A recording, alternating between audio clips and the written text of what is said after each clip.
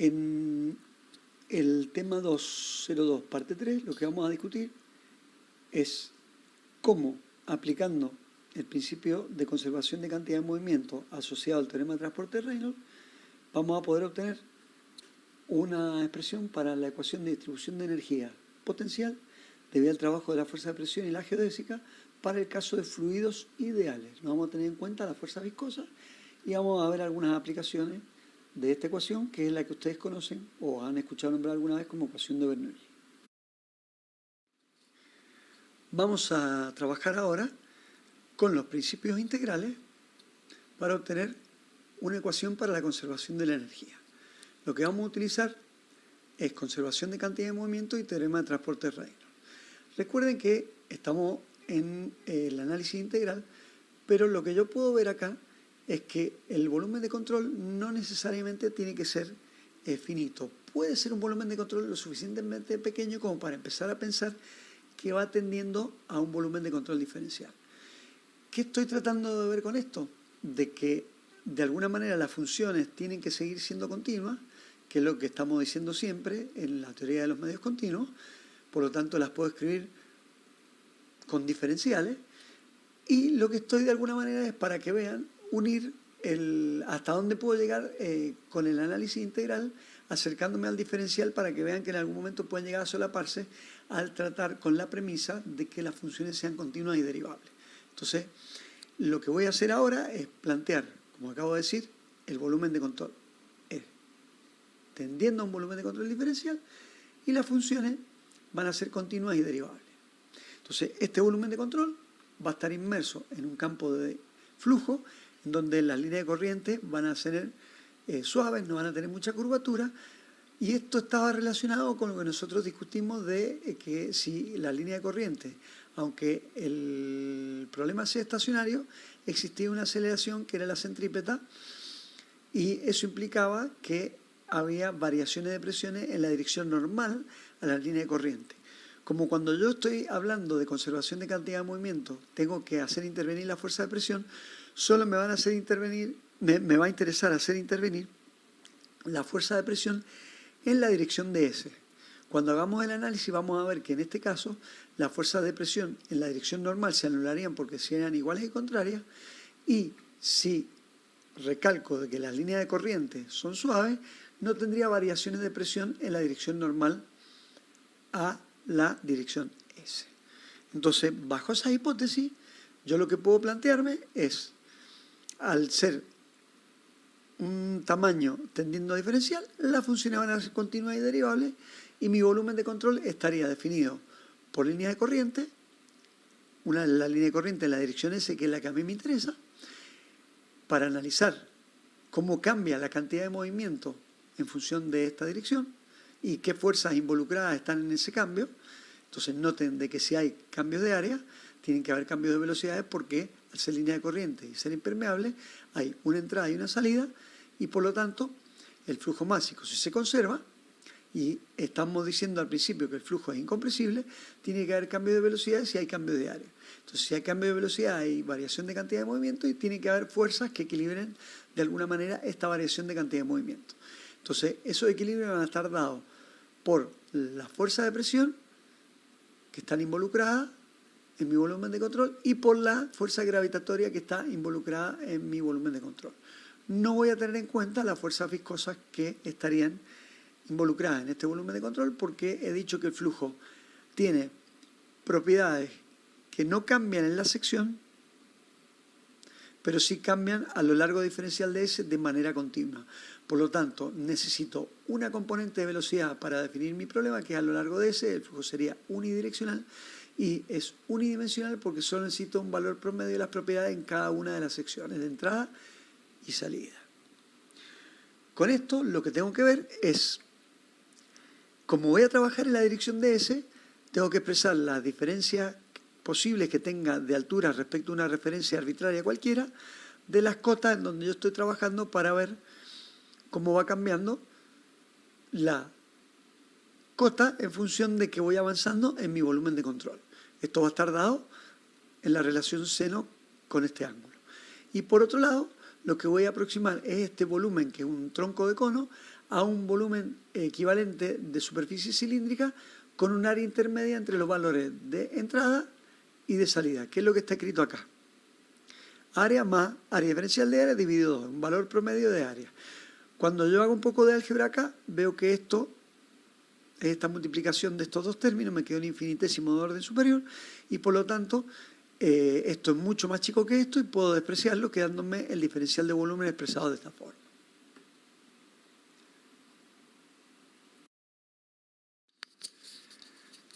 Bajo estas hipótesis que acabamos de plantear respecto del volumen de control, vamos a aplicar el teorema de transporte de Reynolds, la conservación de cantidad de movimiento, y las premisas serían: asigno valores simbólicos arbitrarios a las propiedades en la sección de entrada, los que ven aquí. En la salida las propiedades son diferentes porque son funciones continuas y derivables. Consideramos las áreas lo suficientemente pequeñas para que las propiedades no cambien en cada una de ellas, o sea, la condición de no deslizamiento no se cumple, por lo tanto tengo perfiles de velocidades constantes y obviamente las fuerzas de roce serían nulas, ¿cierto? Y la superficie lateral, al ser un tubo de corriente y de pequeña curvatura, implican que estoy despreciando gradiente de presión en la dirección normal a S y solo voy a trabajar con todas las variables en la dirección de S. Y lo que voy a lograr es lo siguiente. Cuando aplique la ecuación del teorema de transporte de Reynolds a la conservación de cantidad de movimiento, como les dije recién, puedo obtener la ecuación de Euler o la de Bernoulli. La que nos interesa obtener ahora es la ecuación de Bernoulli, que va a estar relacionada con el equilibrio de energía entre dos puntos de una vena fluida. Entre este punto y este otro punto. Noten que para decir estos dos puntos tienen que estar conectados por una vena fluida. Y entonces, lo que voy a hacer es, con cantidad de movimiento, obtener una ecuación para la energía. Cuando nosotros veamos la ecuación de Bernoulli generalizada, acá vamos a aplicar el principio de conservación de la energía y ahí vamos a ver que sale una ecuación más completa, que sería esto que estoy definiendo acá, cuando utilice el principio de conservación de energía, y cuando veamos en la unidad 3, en el tema 3.2, vamos a retomar este análisis y vamos a ver qué se incorpora para ver cómo se llega a la ecuación de Euler. Por lo tanto, lo que me queda son fuerzas de presión, fuerzas gravitatorias y las velocidades. Entonces, lo que tengo que hacer ahora es plantear la ecuación de cantidad de movimiento, un flujo que es estacionario, va a intervenir la gravedad, no hay rozamiento viscoso, únicamente tengo fuerza de presión y voy a considerar solo variaciones de cantidad de movimiento en la dirección de S. Estoy diciendo, la línea de corriente tiene que ser suave para poder despreciar la aceleración centrípeta. Recuerden lo que se dijo en el tema 2.1 cuando tenía la aceleración en coordenada en línea de corriente. Acá estamos enlazando un poco lo que se discutió cuando las líneas de corriente tenían curvatura y qué pasaba en esta dirección con las variaciones de presión. Al decir que las líneas de corriente son suaves, solo voy a tener variaciones de presión en la línea de corriente. Para eso expliqué lo que expliqué en el tema 2.1, para que vean qué estoy despreciando cuando trabajo de esta forma. En definitiva, cuando escribo el teorema de transporte de Reynolds con sus dos términos asociados a cantidad de movimiento, tengo fuerzas superficiales, fuerzas gravitatorias, es estacionario, hay una entrada y una salida, y lo que voy a tener es ahora que hacer el análisis para la integral de superficie, porque la integral de volumen, como ya hemos dicho, al ser estacionario queda nula. Entonces, fíjense cómo quedaría la integral de superficie. Tengo variación de cantidad de movimiento a la salida menos variación de cantidad de movimiento a la entrada. Acá estoy teniendo en cuenta el signo menos por el flujo másico. Falta definir el signo a partir de la velocidad que tengo en la salida y en la entrada. Como definir una terna derecha y las dos velocidades van de izquierda a derecha, las dos son positivas y por lo tanto la ecuación me queda como está escrita acá. Lo que pasa en la salida menos lo que pasa en la entrada en términos de flujo de cantidad de movimiento. Lo único que hago ahora es hacer un poco de álgebra acá. Acá van a aparecer estos 1, 2, 3, 4 términos y este término es el que tengo acá. Hay dos que son iguales, uno sumando y restando.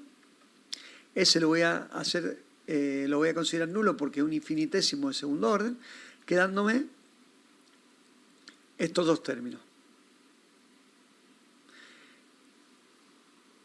Demostramos en el tema 2.1 para un volumen de control diferencial de que si era estacionario la variación de la masa era nula.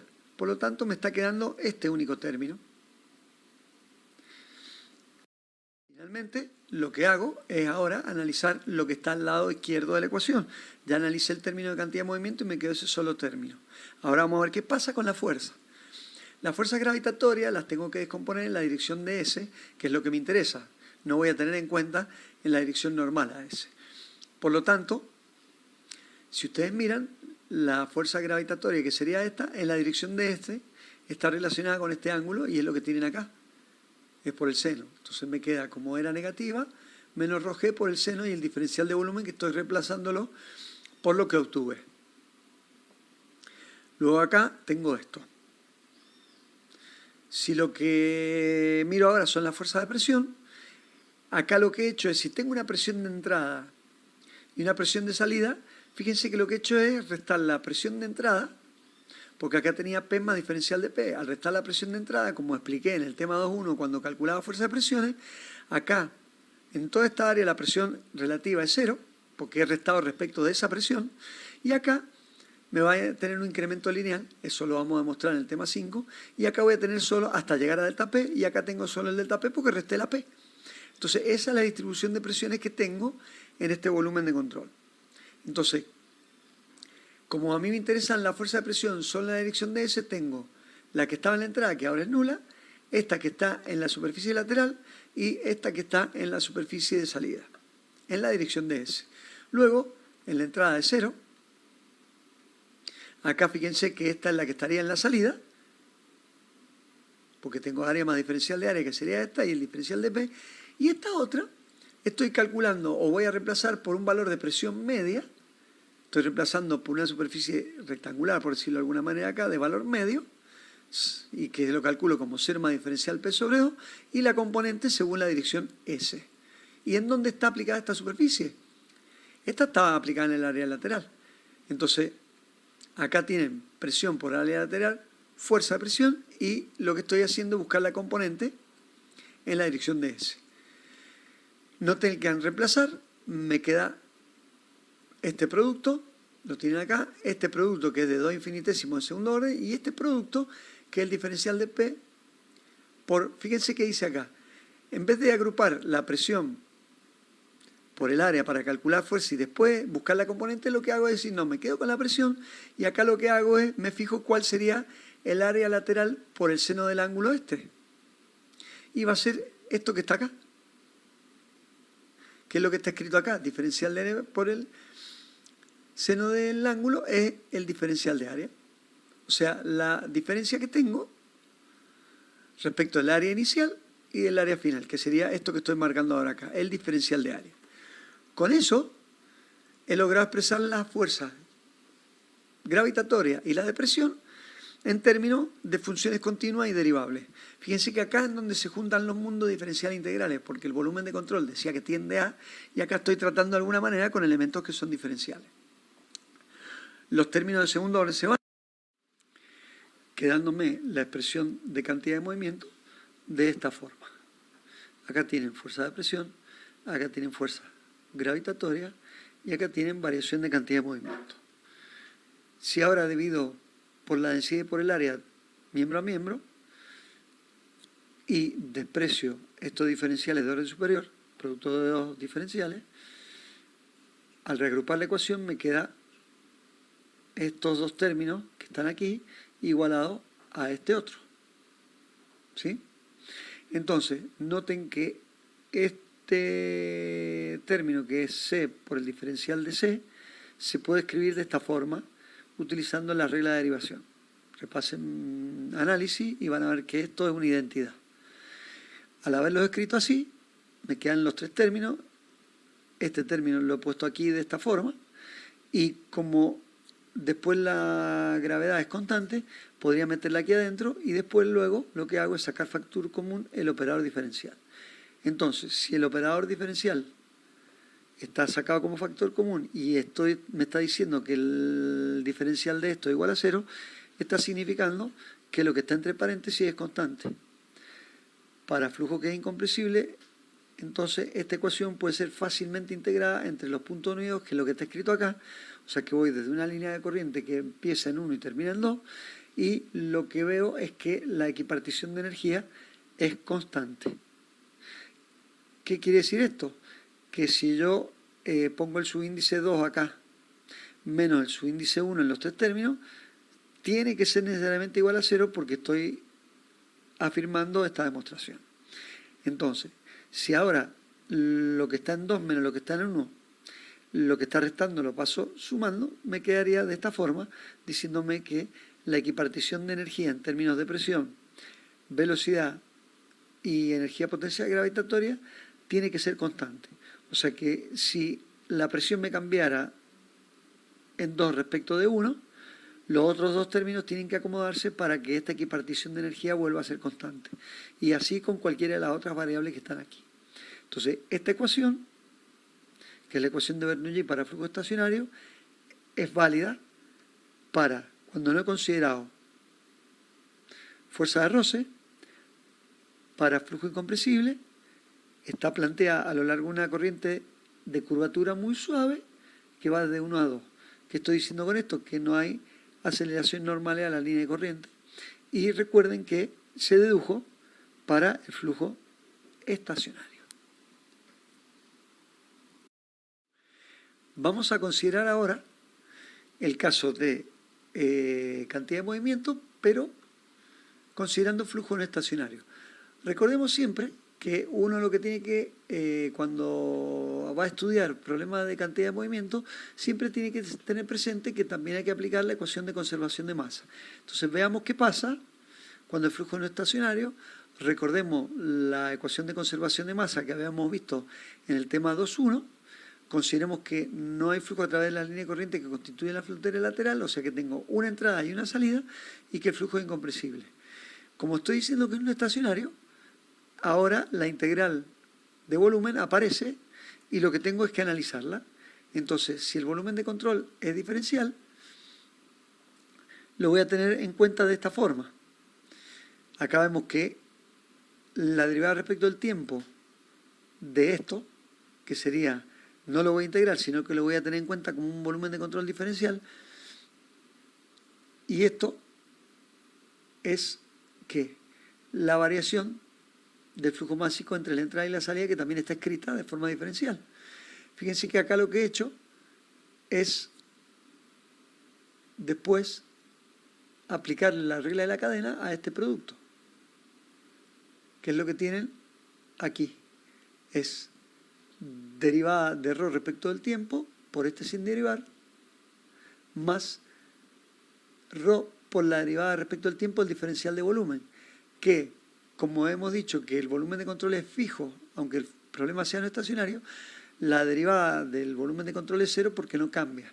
Por lo tanto, me ha quedado escrito de esta forma.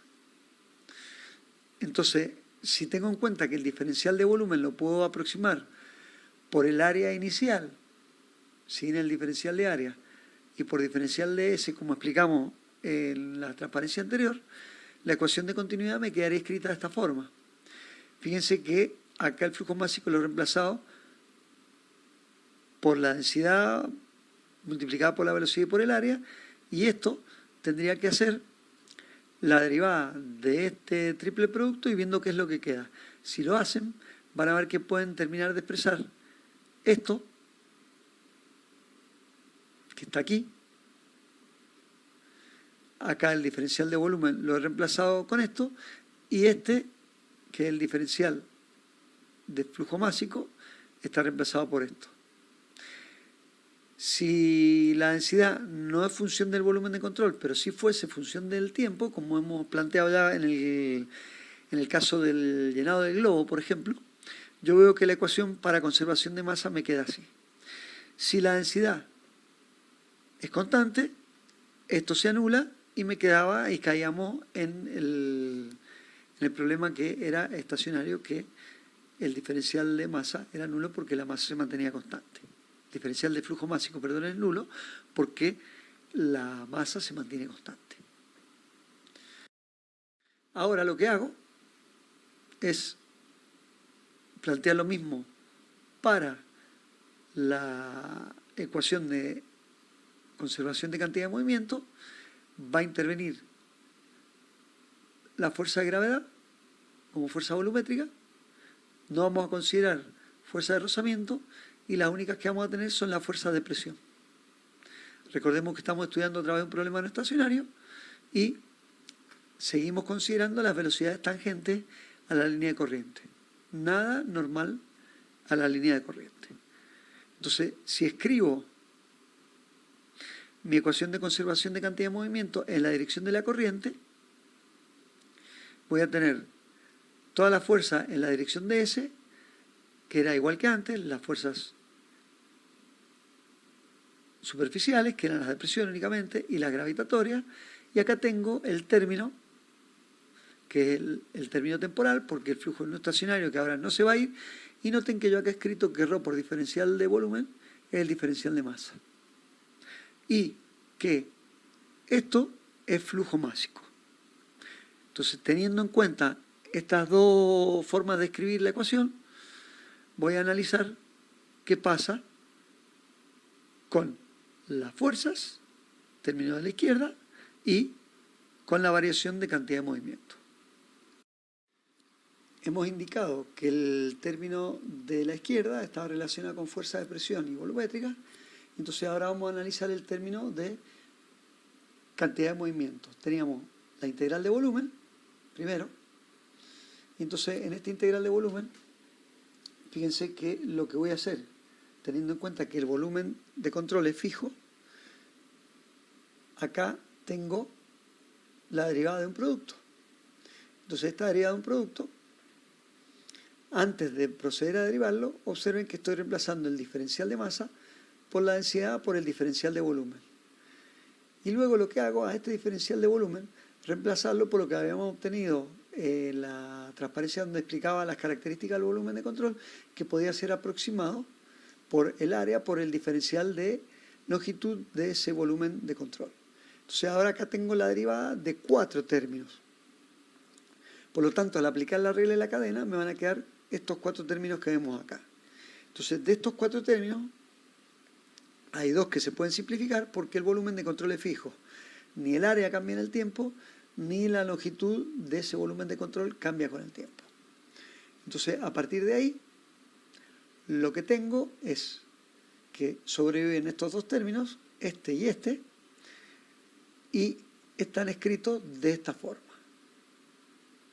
Esto que era la derivada de estos 4 términos, han quedado estos 2 términos, y pensemos un poquito acá.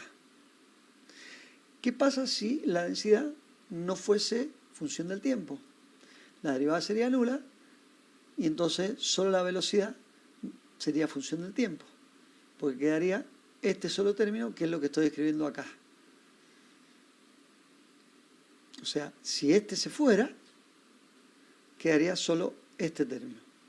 En el caso de que la densidad, si fuese función del tiempo, tendría que conservar la derivada del producto.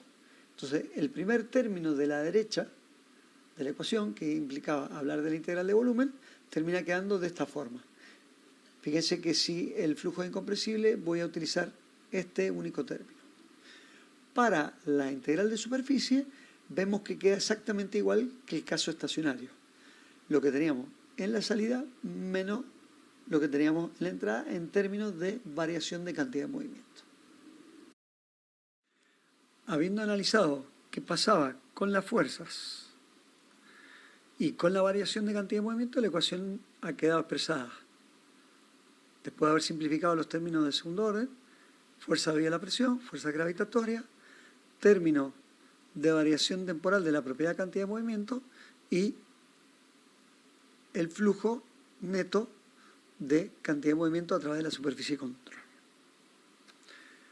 Luego vamos a analizar el término temporal. Esto es la derivada de un producto. Hago la derivada del producto y si me fijo que en la transparencia ulterior obtuve esto, lo voy a reemplazar por su equivalente, que es lo que demostré recién. Entonces, eso era por continuidad. Si ahora entonces escribo mi ecuación, fíjense que tanto este término como este término los puedo reemplazar porque al ser la densidad constante y haber demostrado en la transparencia anterior que la variación de la densidad respecto al tiempo era igual a esto, acá tengo el flujo másico en este término y acá también tengo el flujo másico en este término y los dos se cancelan. Finalmente, lo que tengo es una ecuación de Bernoulli para un volumen de control fijo, pero con flujo no estacionario en su interior, o sea, no permanente.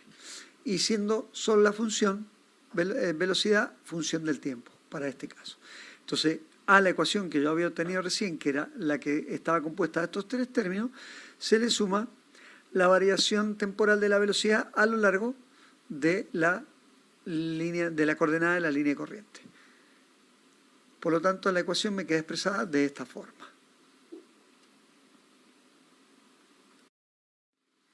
Bien, para integrar esta ecuación, tengo que aplicarla entre dos puntos unidos por una línea corriente. Entonces, como ya dijimos que íbamos a considerar flujo incompresible, pero no estacionario, ¿qué estoy diciendo acá? Que solo la velocidad va a ser función del tiempo porque la densidad es constante. Entonces, tengo que evaluar este término que es el que está relacionado con la variación de la velocidad en el tiempo a lo largo de la coordenada de la línea corriente. Entonces, esta ecuación diferencial que estaba escrita en la transparencia anterior, lo que hago es integrarla entre 1 y 2, término a término. Entonces podemos ver que una vez integrada, me quedarían estos tres términos más este término que habría que resolver en función de cómo va cambiando la velocidad en el tiempo para cada caso. Entonces, esta ecuación, escrita así, vamos a verla después cuando veamos golpe de ariete, porque como es un proceso que es no estacionario y involucra energía debido a fuerza de presión, a altura geodésica y energía cinética, y el proceso es no estacionario, el golpe de ariete es cuando yo cierro una válvula muy rápido y se produce como un martillo del flujo sobre la válvula. Todo esto lo vamos a ver en el tema 7.1. Entonces, siempre que integre, como último comentario, el valor de la constante que aparece en el lado derecho de la ecuación es válida para cada línea de corriente, no nos olvidemos de ese detalle. Entonces, en el caso del fluido ideal, la constante es la misma para todo el volumen de control. Y en lo que sigue no vamos a escribir más el subíndice que está relacionado con que está la velocidad tomada en la dirección de la línea de corriente. Ya no lo vamos a escribir más.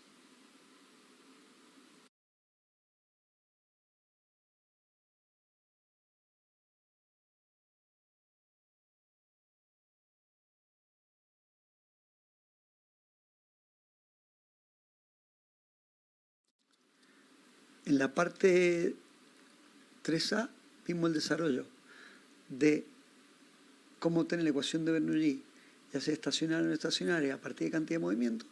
Lo que vamos a ver ahora es cuándo esta ecuación tiene validez y algunas aplicaciones. Entonces, ¿cuándo puedo aplicar la ecuación de Bernoulli que hemos obtenido? Siempre que no tenga capas límite, ya sea en el modelo o en las paredes. O sea que la ecuación de Bernoulli que acabamos de decir solo es válida en esta zona en donde las líneas de corriente no están perturbadas. En este caso, en donde tengo una máquina por la cual estamos incorporando un trabajo a ese volumen de control, va a ser válida desde acá hasta aquí, desde aquí hasta acá, pero con otra constante de integración nueva. Lo mismo sería para el caso de añadir calor. Sería la ecuación de Bernoulli válida desde acá hasta aquí y desde acá hasta acá, pero con otra constante nueva. Ya vamos a ver cómo se solventa el hecho de tener una constante nueva en la integración de la ecuación, lo que se hace es deducir a partir del primer principio de la termodinámica una ecuación de Bernoulli generalizada que nos permite tener en cuenta estos efectos de incorporar trabajo o calor o fricción. Luego, para lo único que me sirve esta ecuación de Bernoulli es para trabajar con tuberías que pueden tener variaciones de altura, de sección y una diferencia de presiones de 1 a 2. Entonces, ¿cómo vamos a ir clasificando este tipo de flujo? Y la energía, ¿cómo se distribuye en este tipo de flujo? De la siguiente manera. Vamos a llamar línea de altura motriz a la suma de la energía geodésica y la de presión. Entonces, esta altura sería la que subiría un líquido en un tubo piezométrico, tal como este. O sea, debido a estos dos términos de energía, si yo pongo esos tubos piezométricos, voy a ver que cuando el fluido esté fluyendo a una cierta velocidad, ese va a subir hasta ahí, que va a ser el Z1 más la presión en 1, y en 2 lo mismo, que va a ser el Z2 más la P2. Entonces, acá noten que este nivel de energía es más alto porque acá la velocidad está siendo más chica, porque por continuidad sabemos que si este flujo lo estoy considerando como ideal y la sección cada vez aumenta más, la velocidad tiene que disminuir. Entonces dijimos que en la ecuación habían 3 términos, y si estos dos crecen, la velocidad tiene que disminuir. ¿Quién me marcaría eso? La que vamos a llamar línea de nivel energético, porque esta sería la línea de altura motriz de esta instalación. Entonces, la línea de nivel energético sería la suma de los 3 términos. Y esta es la que se tiene que mantener constante, porque hemos dicho que esta es la ecuación de Bernoulli y tiene que ser constante. Por lo tanto, lo que mediría un tubo de Pitot, que es un elemento que tiene un tubo acodado acá, y el fluido entra hasta acá, como el fluido se frena, va a llegar hasta una altura que va a ser la que marca la línea del nivel energético y debería ser constante para un fluido que es ideal. Para un fluido que es real vamos a ver que no es constante porque hay una disminución debido a las fricciones internas que van a estar relacionadas con las caídas de presiones que vamos a ver en el tema 5 cuando estuvimos flujo confinado en tubería. Note que acá he escrito esto de nuevo que habíamos tenido en cuenta en el tema 1.2 cuando hablamos de manometría. Los diámetros de las tuberías tienen que ser de 12 milímetros o un poco mayores para que no haya efecto de capilaridad y no suba por capilaridad el fluido. Entonces, esa sería la constante de la ecuación de Bernoulli que está relacionada con estos 3 términos que vemos aquí. Insisto, el flujo es sin fricción y fíjense que al ser sin fricción no hay condición de no deslizamiento y por lo tanto no hay este perfil de velocidades. Estoy reemplazando por un perfil de velocidad ficticio porque estoy suponiendo que este flujo es ideal. Y esa es la condición de validez para esta ecuación, aparte de que sea estacionario y que las líneas de corriente sean suaves. Entonces, esto no se cumple nunca.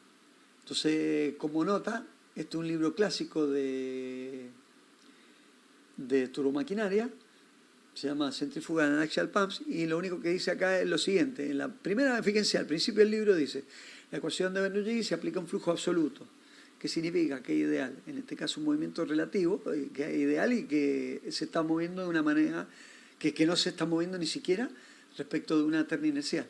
Entonces, en el caso de un movimiento relativo, que es lo que pasa siempre en una bomba, en un canal o pasaje, que es un volumen de control que se está moviendo ahora, y se está moviendo en una trayectoria que es curva, vamos a ver que, dependiendo de su forma y la naturaleza de su movimiento, la energía es o bien aplicada o absorbida del fluido también. ¿Por qué? Porque le estoy dando un trabajo a través de un motor, o bien la máquina me está dando un trabajo a mí a partir de que le está cambiando el momento cinético al fluido. Entonces, la constante integración que hablaba recién de esa ecuación de Bernoulli varía a lo largo de la línea de corriente. No es ni siquiera constante en la línea de corriente. Entonces, es que directamente no se puede utilizar la ecuación de Bernoulli como ha sido planteada, porque me va a variar a lo largo de una línea de corriente, además de variar de una línea de corriente a otra, en el caso de fluidos reales. Por lo tanto, aunque el flujo sea estacionario, no puedo utilizar la ecuación de Bernoulli. Y además, si encima estoy hablando de que aunque sea estacionario, porque las RPM son constantes, hay fuerzas inerciales porque estoy bajo rotaciones, y esa aceleración centrípeta que despreciamos por suavidad de las líneas de corriente, ahora ya tampoco puedo despreciar. Por lo tanto, en conclusión, esta ecuación de Bernoulli me sirve para hacer una primera aproximación a lo que es el flujo de fluidos. Recuerden que todo el tema 1, con todo lo que nos costó, el flujo estaba quieto, habían fuerzas gravitatorias, habían fuerzas de presión, pero no había movimiento. Ahora el fluido se está moviendo y si hay cambio de sección, hemos dicho que hay aceleraciones que son de tipo convectiva y entonces eso implica que si voy a aplicar a partir de conservación de cantidad de movimiento, obtener una ecuación de la energía, no tengo que tener en cuenta la curvatura de línea de corriente porque no consideramos ni las fuerzas inerciales ni las fuerzas viscosas. ¿Qué es lo que estoy diciendo acá? Pese a que hay rotación constante, el volumen de control es no inercial y aparte, como el fluido es real, hay problemas de capa límite y entonces el líquido se puede separar, las líneas de corriente son perturbadas y por lo tanto es imposible aplicar la ecuación de Bernoulli particular en este caso. Veamos algunos ejemplos en donde sí puedo aplicar la ecuación de Bernoulli con muy buena aproximación. Supónganse que yo lo que quiero es hallar una relación entre la velocidad de descarga que hay acá y la altura de fluido que hay en este tanque hasta llegar a la superficie libre. Entonces supongamos el flujo sin fricción, estacionario, planteo una línea de corriente entre 1 y 2, porque si no, no puedo aplicar la ecuación de Bernoulli, y este chorro está saliendo a la atmósfera, por lo tanto está saliendo a presión atmosférica. Y acá arriba también tengo presión atmosférica. Entonces, voy a integrar la ecuación de Bernoulli entre los puntos 1 y 2. Veo que en 1 tengo superficie libre y en la salida también hay presión atmosférica. Y primero voy a aplicar conservación de masa.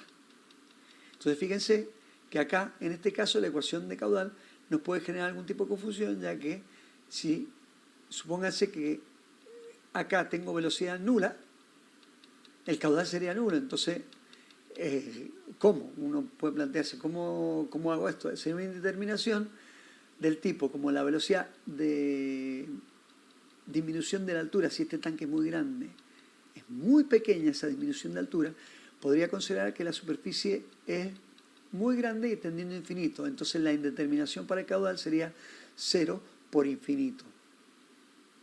¿Sí? Entonces, lo que debo hacer en realidad es comparar las relaciones de área con las relaciones de velocidades que van a ver que son inversas. Y si este área es muy grande, la velocidad es muy pequeñita y tiende a 0. Luego puedo hacer la comparación que acabo de decir y de ahí puedo aplicar la ecuación de Bernoulli entre los puntos 1 y 2. Ya está escrita de forma integral, fíjense. Entonces, todo lo que tengo de energía en 1 tiene que ser igual a lo que tengo de energía en 2 y fíjense que está considerada la fuerza debida a la presión, los efectos gravitatorios y la variación de la energía que estaba dada por la variación de cantidad de movimiento. Entonces, a partir de esta premisa, vamos a ver qué pasa. En el volumen de control, las dos presiones eran atmosféricas porque dijimos que en 2 el chorro sale a presión atmosférica y en 1 estaba abierto a la atmósfera el recipiente. Por lo tanto, las dos presiones se simplifican y me quedan lo que hay en 1 en términos de energía cinética y geodésica y en 2 energía cinética y geodésica. Despejo la velocidad 2 hacia allá y escribo las dos cotas del otro lado viendo que estas son igual a h. Z1 es mayor que Z2, por eso el h me queda como positivo. Acá reemplazo la velocidad 2, la 1 en función de la 2, saco factor común velocidad 2 y finalmente puedo calcular la velocidad del chorro y fíjense acá aparece la relación de área. Si el área 1 es muy grande respecto al área 2, esto cada vez es más chico, quedándome la ecuación para el chorro de un recipiente abierto, que esta ecuación la obtuvo Torricelli hace mucho tiempo. Entonces, en el caso de flujos reales, con fricciones no dimensionales, ¿qué se hace? Que es lo que van a ver en la práctica. Se va a ajustar la expresión anterior mediante coeficientes experimentales que se llaman coeficientes de descarga, que tienen en cuenta los efectos de fricción en el flujo, o sea, la fuerza viscosa. No las curvaturas de línea de corriente en este caso, sino solo los efectos de la fuerza viscosa en el interior del fluido. Entonces, estos coeficientes pueden variar desde 0,6 a casi 1, fíjense, acá sería casi flujo ideal, en función de las condiciones del flujo y la geometría que tengo. Noten que no es función de la densidad esta ecuación, no aparece la densidad. O sea que solo depende de la altura. Y la fuerza de impulsión que va controlando este proceso es la gravitatoria, únicamente. Entonces, a partir de la ecuación de Bernoulli, hemos obtenido una ecuación de velocidad para chorros libres en recipientes que están abiertos a presión atmosférica. Entonces, como bien dije, acá tienen un par de comentarios históricos. En 1644 este muchacho ya obtuvo esta fórmula. Y lo que hago muchas veces es tomar esto como un coeficiente de referencia para definir coeficientes que me interesan en turbomáquinas. Esto lo vamos a ver en el tema 4. Fíjense que en este caso la energía potencial se convierte íntegramente en energía cinética del chorro. O sea, todo lo que tenía en términos de altura pasó a ser, acá estaría la altura, energía cinética del chorro. Lo que es consistente con haber despreciado la fricción y de que las fuerzas de presión no realizan trabajo porque no intervienen, porque son las dos iguales, o si realizan trabajo el mismo de los dos lados. ¿Sí? Como ya dije, la velocidad es independiente de la densidad del fluido, que es una característica de los flujos producidos por la fuerza gravitatoria. Más conclusiones es que las líneas de corriente que van desde 1 a 2 y que estén lejos de las paredes, en el caso de fluidos reales, vamos a ver que se comportan como si fuesen ideales y podemos suponer que la constante de Bernoulli es la misma para todo el flujo que está fuera de lo que sería la influencia de las paredes. A ese flujo lo vamos a llamar irrotacional. Esto se va a ver en detalle en el tema 3.1 y 3.2 y de alguna manera lo que quiero decir con que es irrotacional es que los efectos viscosos de deformación de las partículas fluidas no son tenidos en cuenta. Entonces, estos coeficientes que están acá es porque, como en la salida del flujo probablemente no sea uniforme debido a esos efectos viscosos para flujo real y por lo tanto no unidimensional, se corrige la ecuación de Torricelli con coeficientes experimentales. Una vez deducida ya la ecuación de Bernoulli y teniendo en claro que entre 1 y 2 hay una línea de corriente, vamos a relajarnos con el tema de decir: no tengo que definir un volumen de control, pero al definir una línea de corriente que va entre 1 y 2, estoy definiendo implícitamente un volumen de control para ese problema. Ya hemos visto que el volumen de control fue utilizado para obtener la ecuación diferencial, cuya forma integrada es válida a lo largo de líneas de corriente para flujo sin fricción ni adición de calor o trabajo. Y solo se ha considerado la aceleración tangencial. Entonces, cuando veamos tuberías reales, vamos a ver que hay codos, que hay cambios bruscos de dirección y todo eso se va a tener en cuenta a partir de coeficientes experimentales que tienen en cuenta la fricción interna que se produce por esos cambios bruscos de dirección en los distintos elementos que tiene una tubería que no sean tuberías rectas.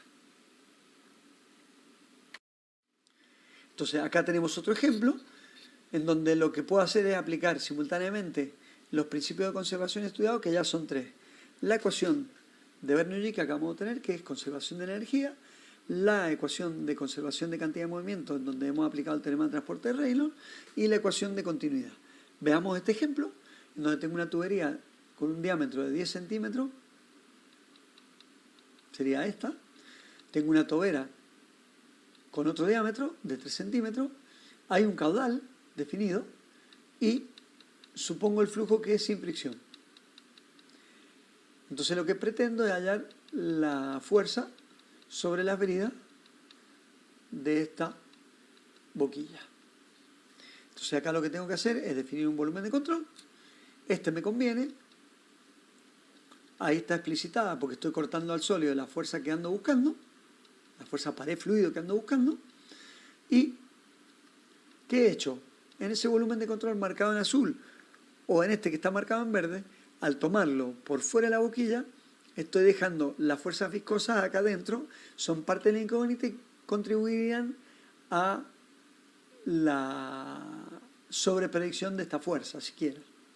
Pero al ponerlo así, la presión actúa normal a este volumen de control y es presión atmosférica. A la salida del chorro también es presión atmosférica, por lo tanto, como hicimos en los ejemplos anteriores, puedo restar la presión atmosférica en todo el volumen de control.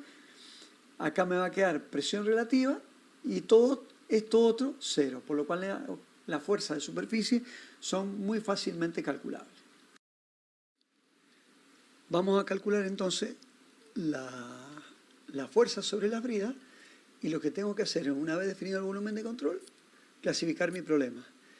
Vamos a ver que es un problema que es estacionario, como lo que tengo de fluido de agua es incompresible, estamos considerando que el flujo es unidimensional y que el volumen de control es fijo. Entonces, bajo esas cuatro hipótesis ya definidas, lo que hago es, al ser estacionario, la integral de volumen se me va y me va a quedar el balance de la cantidad de movimiento sobre la superficie del volumen de control.